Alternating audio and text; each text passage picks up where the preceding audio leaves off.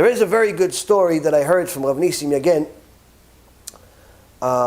Says that there was a famous Chalabi Rav, Talmid Chacham, a Rav named Rav Mordechai Levaton. Rav Mordechai Levaton was a very big Talmid Chacham, and in that time, it was very unusual to see a Syrian Jew violating Shabbat. Very, very unusual. They were all religious.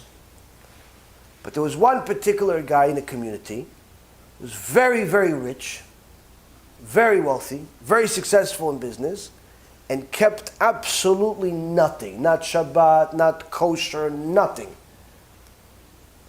So one time, Rav Levaton came to him and said, "Yeah, Binchi, my son, don't you understand that HaKadosh Baruch Hu wants you to do this? You have to keep Shabbat, you have to keep kosher, you have to keep this, you keep that."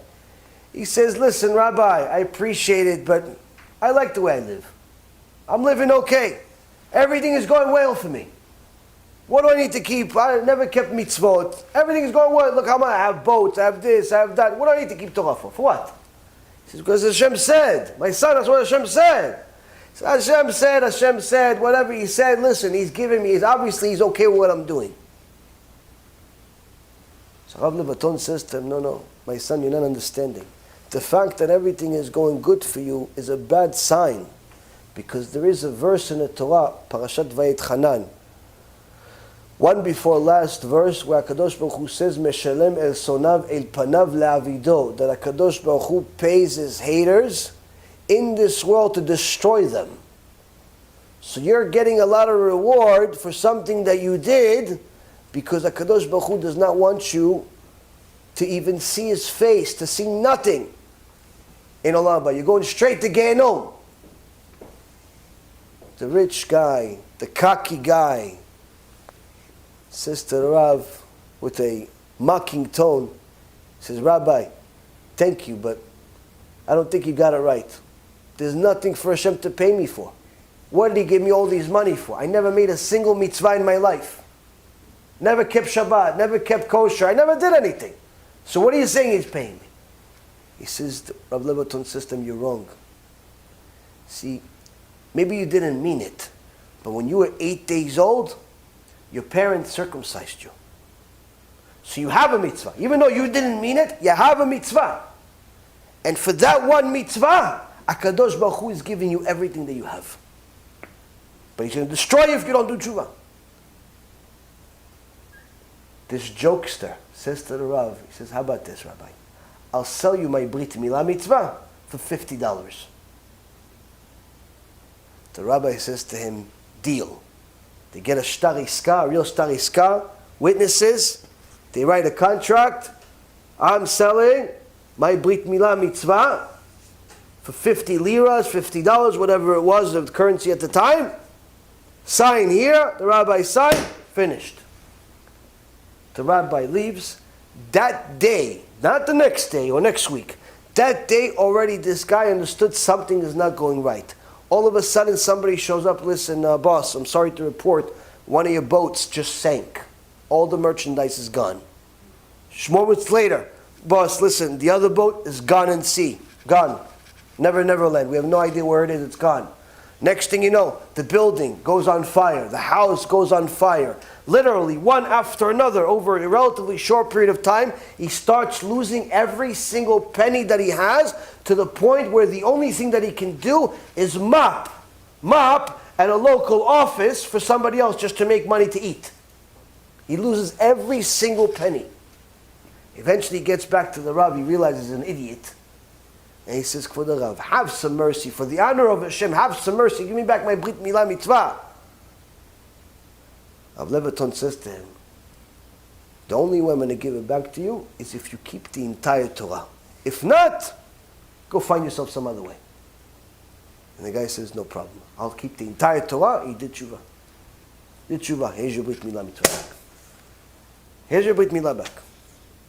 A person makes fun of the Torah, mocks the Torah, thinks that Hashem is not watching. HaKadosh Baruch Hu is watching. It looks like you're winning right now. Why? You got a brand new Beamer, you got a brand new Benz, you got a new Bentley, you got a few houses, you got a company that's on the internet, you got a company that's in a building. It looks like you're winning. You're 30, 40, 50 years old. Everything looks good. You got bling on both arms. Your wife looks like she just came out of some magazine. Everyone admires you. Everyone likes you. It looks like you're winning, even though you're going against Hashem. Hashem sits quiet. He sits quiet. He sits quiet. He waits. He sends you a messenger here and there. Somebody maybe come put tefillin on you. You say no. Somebody says, give me tzedakah. You say no. Somebody says, come, here's Shiur by Rabbi Reuven. You say no. A CD shows up anyway. You say no. There's that. No. Time and time again. He gives you chances. You keep saying no. One day you're thinking, great. Got to my 50th birthday, 55 years old. I'm going to retire early. I got 100, 200 million in the bank. I'm living large. All of a sudden, you get a phone call. What happened? One of your kids just overdosed.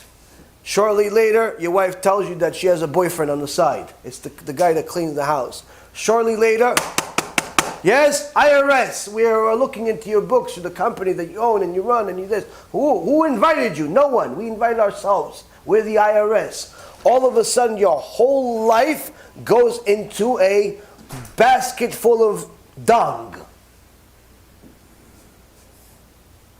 In 1 second, life collapses. And it happens time and time again, but we don't learn from it. Why? We only learn from the first phase of the movie, where it looks like the people are winning, so we want to be like them. HaKadosh Baruch Hu sits silent and he says, my dear sons, my dear daughters, yes, there are a bunch of people that look like they're winning, even though they're going against me. And it is me that is feeding them and is giving them the houses and the cars and the popularity and everything else. But don't think for a moment they'll continue winning permanently. At some point, I'm not going to be so quiet anymore. I'm going to give them chances in their own way, in their own time, and different things. And it's going to look like I don't care. But don't worry, I still run the world, I still pay attention, and at some point, everybody pays the bill. Everybody. So that attribute to Hashem is simply not possible for a human being. To even comprehend, little, needless to say, do. Because us, even if we're patient, we're not patient because we have some ultimate good behind it. We're patient to get our way in because we have to be. Perfect plan. The sweetest thing in the world is revenge. So we're willing to pretend like we're friends for 2 years until we find you in Venezuela at an airport. So that's what happens. That's what happens. B'Shem Hashem Na'aseh V'Natzliach, we're very excited to offer you the new Be'ezrat Hashem app 3.0. It's a newer, faster app full of Torah, lots of Kedusha by the Shiurim that we do, myself, Rav Ephraim, Rav Chaim, where you'll have also newer features where you're able to use the app while you're using other applications on your phone. You'll be able to share the lectures directly from the app. You'll be able to donate online and support our Kiruv and our Torah work that we're doing. And the most exciting feature is that you'll be able to actually ask questions directly on the app and get answers from the rabbis directly from the app. This is something unprecedented, and Baruch Hashem will be able to offer it. Thank you again for all of your support. Check it out. Make sure you have the kosher Torah that will re-energize your neshama each and every single day. Call to B'chava Tzlacha.